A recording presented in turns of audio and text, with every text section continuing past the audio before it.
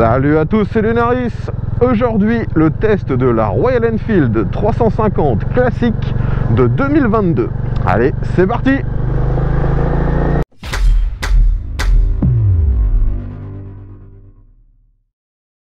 Les amis, aujourd'hui, de nouveau le test d'une petite moto indienne. D'ailleurs, si je peux vous présenter cette machine, c'est bien sûr grâce à l'un de mes abonnés qui n'a pas hésité à venir sur mon lieu de tournage en plein hiver. Merci encore à lui.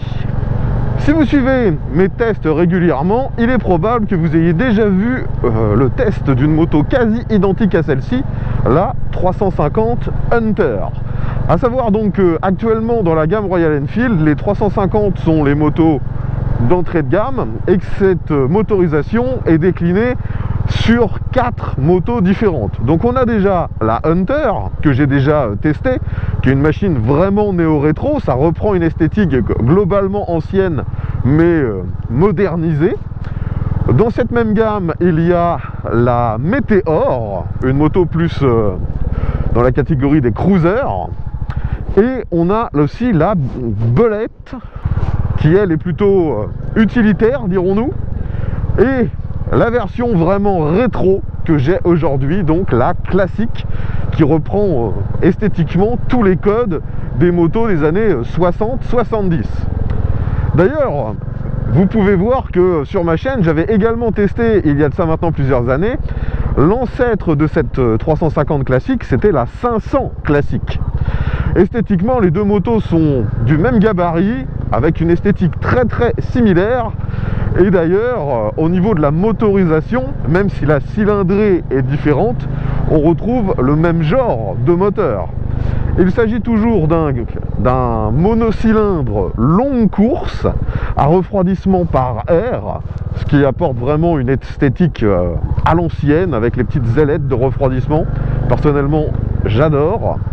Et donc aujourd'hui c'est la version moderne, c'est une machine alimentée par injection et ce moteur de 350 cc délivre 20,2 chevaux. Et d'ailleurs c'est cette même puissance sur toutes les motos qui sont équipées de ce moteur. Donc on pourrait se dire que 350 cm3 pour 20 chevaux c'est vraiment pas beaucoup, mais je rappelle que c'est un moteur longue course. Donc cette motorisation a pour caractéristique de proposer du couple à assez bas régime. Par contre, à l'inverse, il y a assez peu de puissance. Et vu que c'est une moto d'une conception, on va dire, classique, ancienne, eh bien c'est une moto aussi relativement lourde. Bien qu'on n'ait que 350 cm3, elle est donnée pour 195 kg tout plein fait, c'est-à-dire avec 13 litres dans le réservoir. Et il n'est pas impossible qu'aujourd'hui la moto pèse même un peu plus, car il y a quelques options qui ont été rajoutées sur celle-ci. Vous voyez déjà qu'il y a la selle passager, qui est une option. D'origine, cette moto est vendue en monoplace, ce qui lui apporte d'ailleurs une esthétique que je trouve vraiment magnifique. Aujourd'hui, en biplace, c'est un petit peu plus classique, un peu moins beau, mais beaucoup plus pratique. On a également sur cette machine un porte-paquet juste après la selle passager. Et vous voyez également, on a des barres de renfort, des crash bars, qui permettent de protéger la moto si jamais on venait à chuter. Donc tout ça fait forcément que ça pèse un peu plus lourd. Et malgré son poids, franchement, ça se contrôle très facilement. Là, vous voyez que je suis en ville, ça se manœuvre tout seul. On a le même sentiment que lorsque j'ai testé la Hunter. C'est une machine assez basse, on a une position très droite. Par contre, par rapport à la Hunter qui avait des repose-pieds dans une position assez neutre, là j'ai l'impression que les commandes sont un petit peu plus décalées vers l'avant. Le guidon est d'une bonne taille, mais il est relativement bas. Donc c'est vraiment une position à l'ancienne, à la cool. On est à mi-chemin en fait entre ce qu'on aurait sur un roadster classique et une moto un petit peu cruiser. Ça reste très facile à contrôler et surtout si j'ai besoin de mettre les pieds au sol, je peux le faire sans problème. Donc dans ce rond-point, ça se manœuvre tout seul. On a vraiment ce sentiment d'être sur une moto intuitive, comme une 125. Le poids n'est vraiment pas perceptible à partir du moment où la moto est mise en mouvement. C'est juste à l'arrêt qu'on se dit, ah oui, il y a quand même un peu de poids, quoi. Donc cette position de conduite permet, si on le désire, de se retourner facilement pour vérifier nos angles morts. On a, si nécessaire, également les rétros d'origine qui sont chromés. Et ceux-ci sont un peu trop proches, je trouve, de moi. Donc je suis finalement assez contraint, je suis obligé de tourner un peu la tête pour vérifier ce qui se passe dans les miroirs. Et chacun des miroirs est obstrué sur environ 25% par mes bras. Ça, c'est un petit peu dommage. Bon, vous voyez qu'actuellement j'évolue à 50 km/h en agglomération et le son de l'échappement est vraiment très feutré. On a sur cette machine un échappement chromé du côté droit de la moto. C'est de nouveau très esthétique et la sonorité est jolie mais vraiment pas forte. C'est surtout quand, comme ici, je suis à l'arrêt, que là on entend le pop typique d'un moteur longue course et j'apprécie vraiment.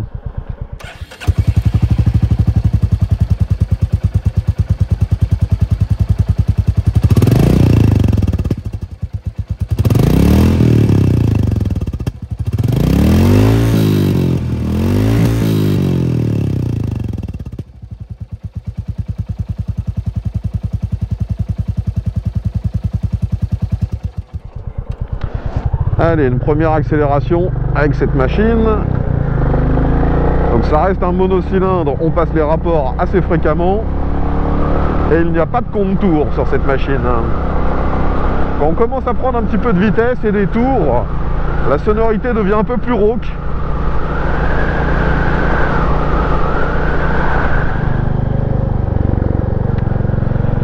Allez, ici, je réaccélère.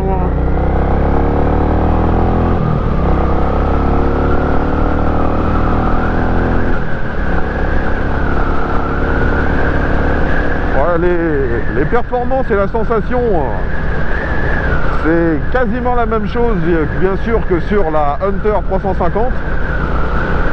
On a finalement des performances assez comparables à une 125 haut de gamme, sans faire que le moteur se mette à aller très haut dans les tours. Et personnellement, j'apprécie cette sensation. C'est vraiment sympa. Bon, c'est une moto qui est quand même un petit peu vibrante. Vous voyez que là, je suis stabilisé à 80. Et j'ai déjà le miroir qui vibre beaucoup. C'est déjà quasiment impossible de voir ce que ça affiche en fait. Et forcément, il n'y a pas non plus de protection. Donc dès qu'on arrive à 80, on se prend beaucoup d'air en pleine tronche. Maintenant, j'arrive sur le passage que je prends à chaque fois à basse vitesse. Et c'est ultra facile à manœuvrer. De nouveau, un sentiment de 125. Sur cette moto, la grosse différence technique par rapport à la Hunter, ce sont les roues qui ne sont pas du tout du même diamètre. À l'avant, on a une roue en 19, une jante à rayons d'ailleurs, et le pneu lui est en 100. À l'arrière, on a une roue en 18 avec un pneu en 120. Donc les pneus sont encore plus fins que sur la Hunter. Bon les amis, on a de la chance, aujourd'hui il fait beau, la route a l'air d'être sèche, même s'il fait très froid, actuellement il doit faire 0 degré ou peut-être même très légèrement négatif quand on est à l'ombre. Donc je vais utiliser cette route comme d'habitude pour vérifier les performances. Si vous avez vu le test de la Hunter, vous savez que la route sera largement utilisée hein, parce que c'est pas extrêmement puissant. Donc il y a exactement le même nombre de chevaux, hein, 20,2 chevaux, 195 kg, donc c'est un peu plus lourd que la Hunter. J'espère avoir suffisamment de place pour monter jusqu'à 100 km/h. Il n'y a pas d'aide électronique, c'est une moto simple. On a l'ABS bien sûr, vu que c'est obligatoire sur ce genre de moto. Allez, c'est parti, voyons comment ça se comporte. De nouveau, je dois tout faire à l'oreille, vu qu'il n'y a pas de contour. Allez, c'est parti. J'accélère à fond.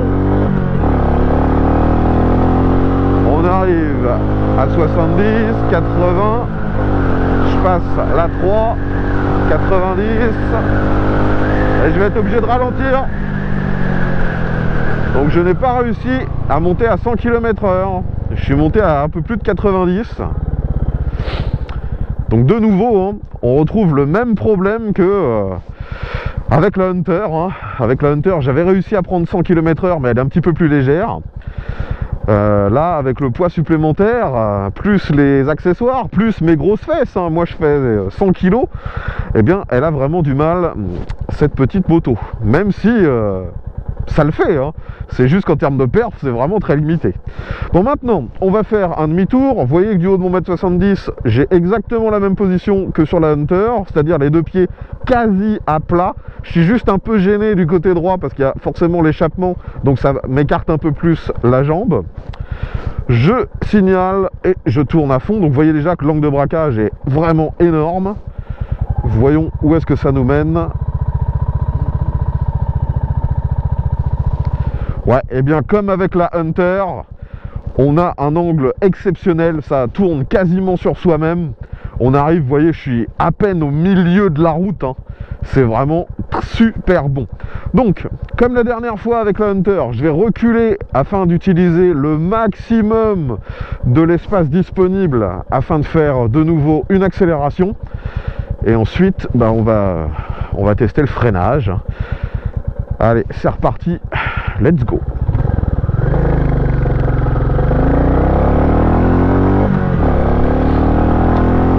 Allez, 60, 70, je passe la 3, 80, 90, 95 et 100. Et maintenant je freine. Donc frein arrière, ça freine déjà plutôt bien. Et le frein avant, il complète. De nouveau, exactement la même sensation qu'avec la Hunter. Je pense d'ailleurs que le matériel est identique. On retrouve sur cette machine du matériel indien. C'est la filiale indienne de Brembo, Baibre. À l'avant, on a un disque unique. Ça freine plutôt bien. Le seul reproche que j'ai à faire, qui est le même que sur la Hunter, c'est que les leviers de frein et d'embrayage ne sont pas réglables en écartement. Et malheureusement, d'origine, bah, c'est réglé un tout petit peu trop loin pour moi. J'aurais apprécié pouvoir les rapprocher un petit peu. Bon, ça reste tout à fait utilisable, vous l'avez vu. Donc vous l'aurez vu hein, quand même, hein, la puissance est assez limitée et encore plus que sur la Hunter vu qu'elle est un peu plus lourde. Et la différence de poids, j'avoue que j'ai du mal à la justifier. Peut-être que c'est les jantes ou l'habillage qui semble être un peu plus métallique sur cette classique par rapport à la Hunter. Mais on a une différence sur le papier de 15 kg. C'est quand même beaucoup. Alors une petite particularité dont j'ai oublié de vous parler, vu que c'est une moto classique, ils ont mis un sélecteur de vitesse à 2 branches. C'est-à-dire que vous pouvez aussi bien changer les rapports avec la pointe de votre pied, comme vous faites habituellement, ou aussi avec le talon. Donc c'est comme vous voulez, hein. Si vous ne désirez pas utiliser le talon, vous pouvez très bien tout faire comme sur les autres motos. Au niveau des commodos, on retrouve les mêmes que sur la plupart des Royal Enfield modernes. Ce sont des commodos avec un look classique. On a sur la gauche tout ce qui gère l'éclairage avec un bouton rotatif. Sur la droite, un autre bouton rotatif qui sert de coupe-circuit et de démarreur. Et on a les feux de détresse. Le compteur est de nouveau vraiment vintage, il est intégré dans le prolongement du phare.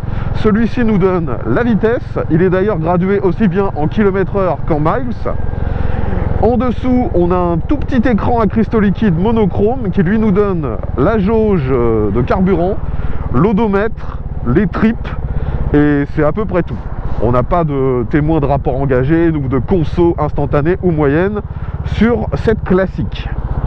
Et vous pouvez voir que le contacteur à clé est de nouveau intégré dans le prolongement du phare. C'est vraiment un système à l'ancienne. Personnellement, j'aime beaucoup au niveau de l'esthétique.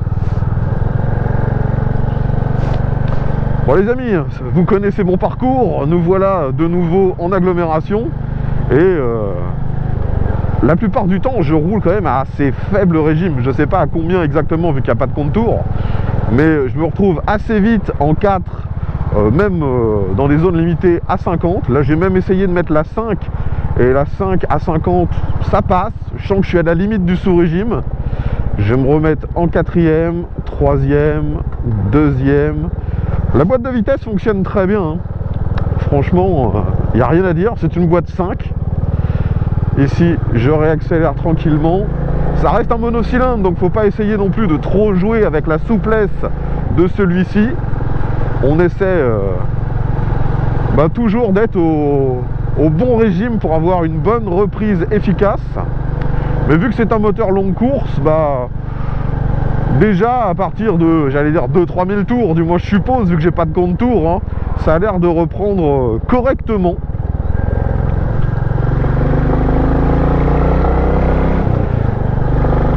J'espère que vous entendez bien le moteur quand il reprend à assez bas régime comme ça, c'est rauque, c'est vraiment sympa.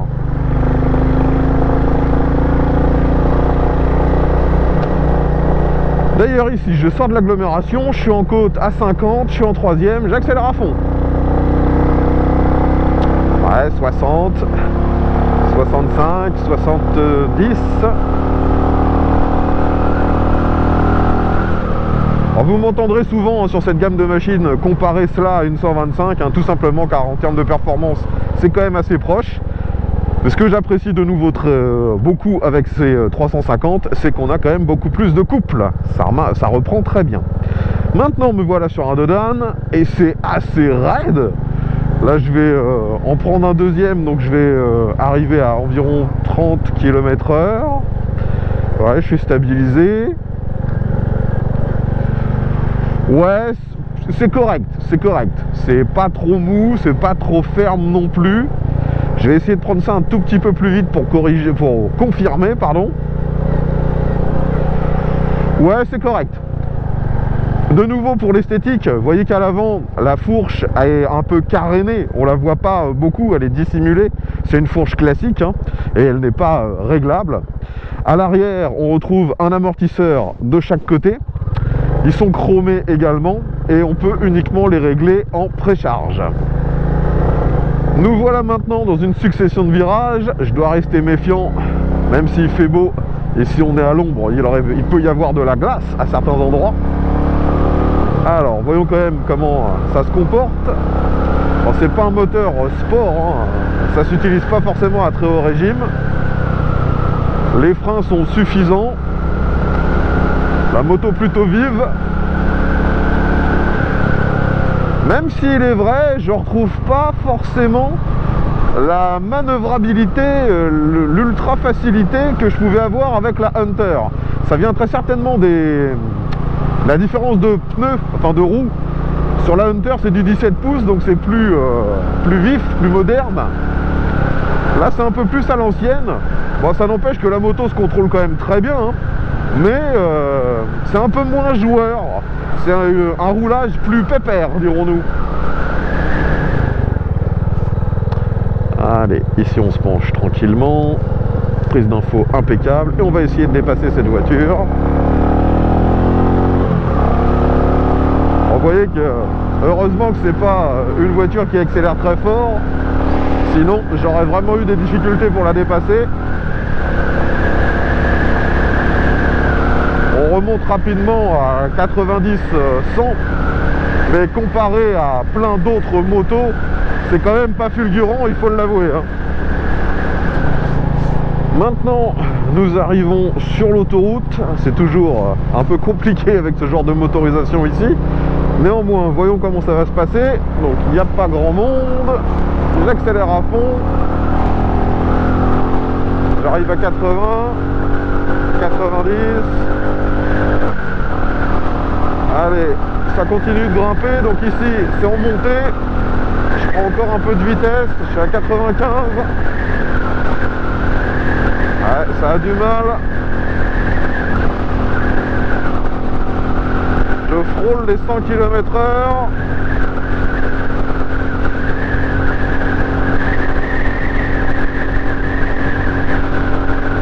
Donc logiquement, je suis déjà en 5e.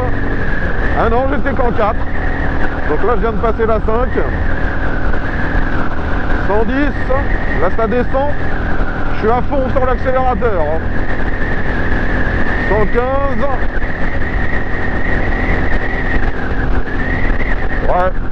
finalement les performances sont vraiment un petit peu en dessous de ce qu'on avait sur la Hunter.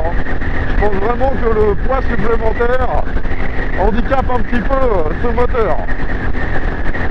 Donc n'espérez pas tenir beaucoup plus de 110 km/h sur l'autoroute. Après, sinon le moteur n'est pas forcément en train de s'essouffler, hein, contrairement à une 125. Il tourne à un régime modéré. Il n'y a pas énormément de vibrations, juste un petit peu qui remonte dans l'air postier. Donc vous pouvez emprunter l'autoroute, mais de nouveau, je le déconseille. Là par exemple, si j'avais besoin de réaccélérer, bah, je peux pas. Je suis déjà à fond. Donc c'est vraiment une moto à privilégier sur les routes départementales. Comme je vous l'ai dit à de nombreuses reprises, la classique, c'est celle qui a le look le plus vintage. Et au niveau de l'éclairage, bien sûr, ils ont tout laissé à l'ancienne. On a un gros phare chromé surmonté d'une petite casquette. Et à l'intérieur, il y a bien sûr une lampe halogène. On a même les petits feux de position également intégrés dans le bloc phare. Les clignotants sont chromés assez gros et bien sûr avec des ampoules à filaments. Et même le phare arrière est lui aussi avec une ampoule. C'est parti pour une dernière accélération. Arriverons-nous à suivre cette Mercedes?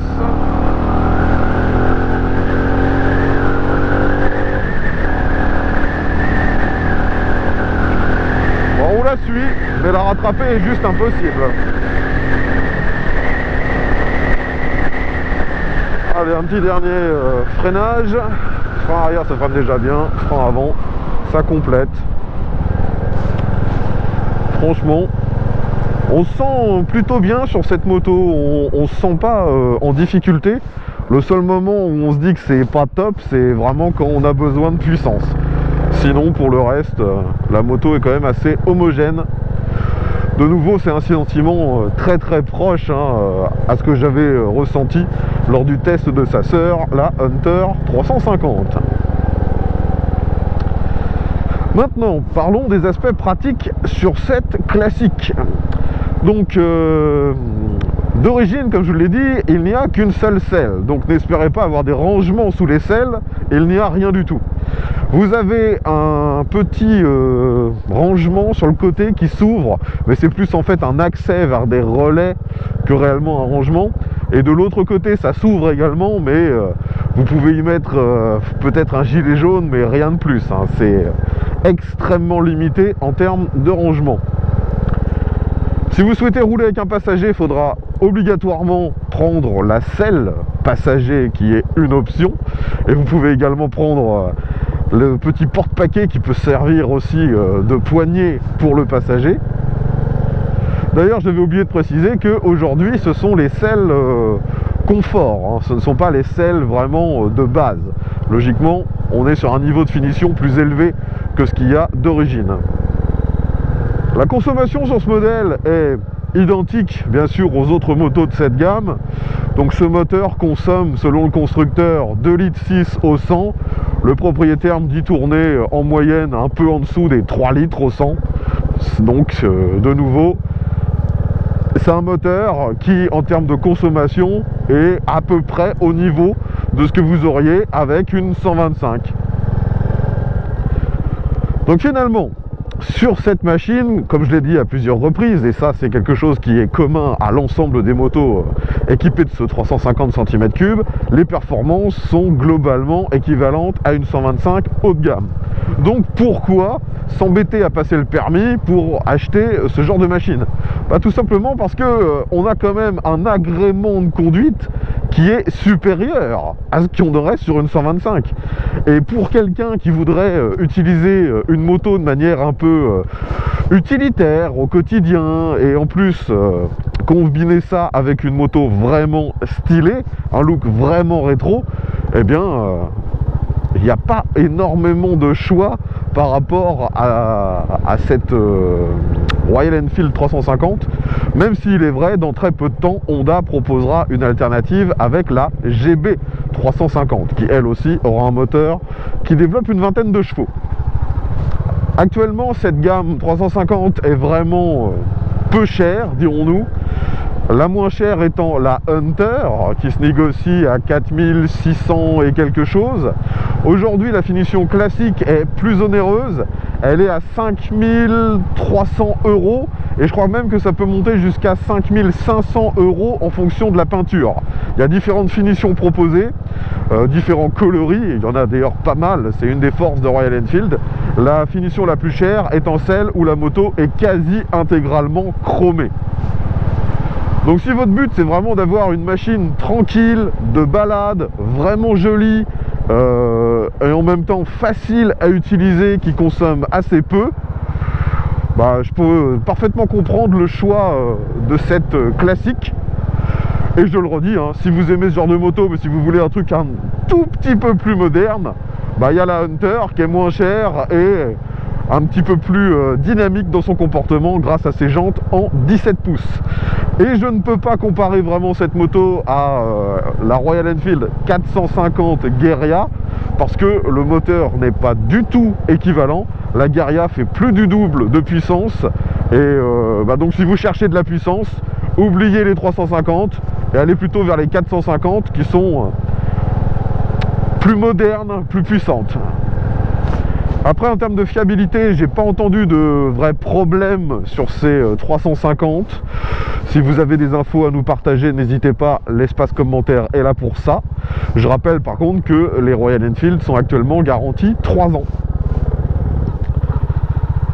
Je tiens encore à remercier mon abonné d'être venu jusqu'ici en Normandie en plein hiver pour que je puisse vous présenter cette petite néo-rétro. Je rappelle que sur ma chaîne, l'ensemble des tests sont faits en collaboration avec mes abonnés. Donc si comme lui, vous avez un véhicule que vous aimeriez me voir tester en vidéo, je vous invite à prendre contact avec moi. Tous les moyens de le faire sont dans la description. Comme d'habitude, si ce test vous a semblé utile, eh bien n'oubliez pas de mettre un petit pouce vers le haut, de partager la vidéo sur les différents réseaux sociaux et abonnez-vous.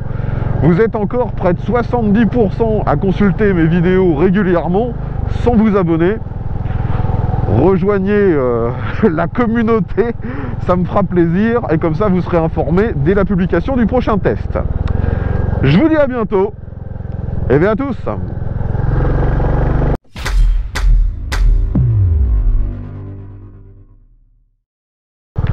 La vraie force de Royal Enfield actuellement, c'est vraiment de proposer de nombreuses déclinaisons de motos quasi identiques en fonction des préférences des clients et également de proposer énormément de coloris différents. Par exemple, cette classique, vous pouvez l'avoir dans une finition un peu militaire, tout comme vous pouvez l'avoir avec une peinture chromée que je trouve vraiment sublime.